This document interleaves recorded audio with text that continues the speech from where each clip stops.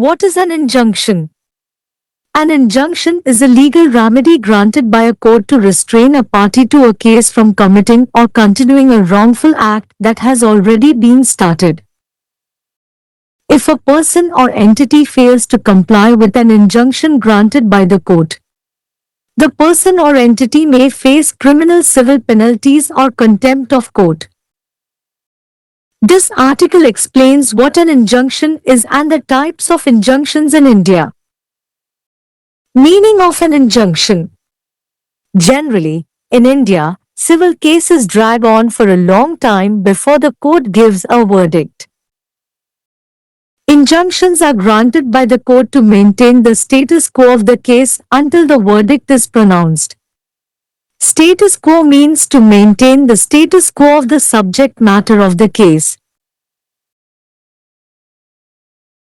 A suit refers to the disputed subject matter of a case, such as property, building, defamation of a company, collection of rent, payment of salary, etc.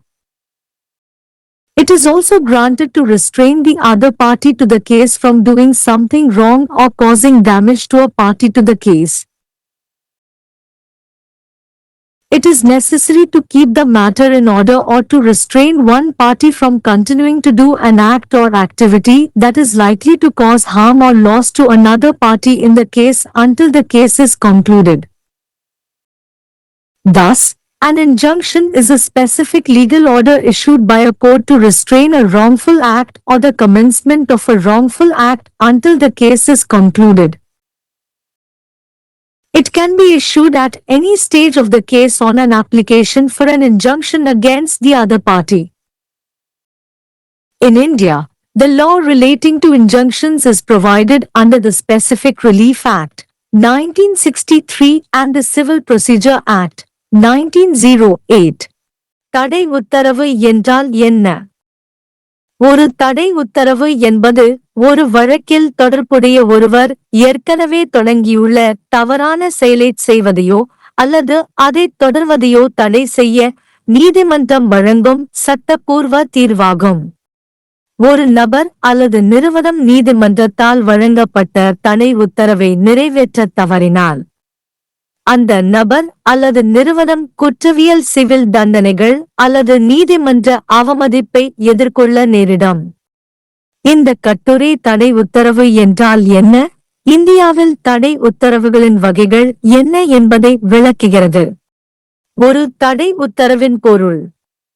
பொதுவாக, இந்தியாவில் நீதிமன்றம் தீர்ப்பு வழங்குவதற்கு முன்பு civil வழக்குகள் நீண்ட நேரம் நீடிக்கும். தீர்ப்பு அறிவிக்கப்படும் வரை வழக்கின் தற்போதைய நிலையை தக்கவைக்க நீதிமன்றத்தால் தடை உத்தரவுகள் வழங்கப்படுகின்றன. தற்போதைய நிலை என்பது வழக்கின் பொருளின் நிலையை அப்படியே தக்கவைத்துக் கொள்வதாகும். வழக்கு என்பது சொத்து, கட்டிடம், ஒரு நிறுவனத்தை அவதூறு செய்தல், வாடகை பெறுதல், சம்பளம் வழங்குதல் போன்ற வழக்கின் சர்ச்சைக்குரிய விஷயத்தை குறிக்கிறது. வழக்கில் உள்ள மற்ற தரப்பினர் ஏதாவது தவறு செய்வதையோ அல்லது வழக்கில் உள்ள ஒரு தரப்பினருக்கு சேதம் விளைவிப்பதையோ தடை செய்வதற்கும் இது வழங்கப்படுகிறது. வழக்கு முடிக்கப்படும் வரை விஷயத்தை அப்படியே வைத்திருப்பது அல்லது ஒரு தரப்பினர் வழக்கில் மற்றொரு தரப்பினருக்கு தீங்கு அல்லது இழப்பை ஏற்படுத்தும் செயல் அல்லது செயல்பாட்டை தொடர்ந்து செய்வதை தடை செய்வது அவசியம். எனவே, ஒரு தடை உத்தரவு என்பது ஒரு தவறான செயலையோ அல்லது ஒரு தவறான செயலை தொடங்குவதையோ வழக்கு முடியும் வரை தடுக்க நீதிமன்றம் பிறப்பிக்கும் ஒரு குறிப்பிட்ட சட்ட உத்தரவாகும். மற்ற தரப்பினருக்கு எதிராக தடை உத்தரவை வழங்குவதற்கான விண்ணப்பத்தின் பேரில் வழக்கின் எந்த கட்டத்திலும் இது பிறப்பிக்கப்படலாம். இந்தியாவில் தடை உத்தரவு தொடர்பான சட்டம் 1963 ஆண்டு குறிப்பிட்ட நிவாரணச் சட்டம் மற்றும் 1908 சிவில் நடைமுறை சட்டத்தின் கீழ் வழங்கப்படுகிறது. निरोधक आदेश क्या है? निषेधाज्ञा एक कानूनी उपाय है जो न्यायालय द्वारा किसी मामले में शामिल व्यक्ति को पहले से शुरू हो चुके किसी गलत कार्य को करने या जारी रखने से रोकने के लिए दिया जाता है।